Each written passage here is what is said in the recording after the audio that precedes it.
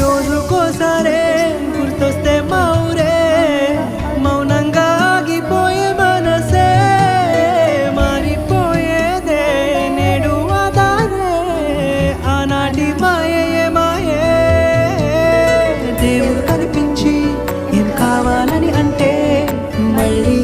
వెళ్తాం మేమంత చిన్ననాటికే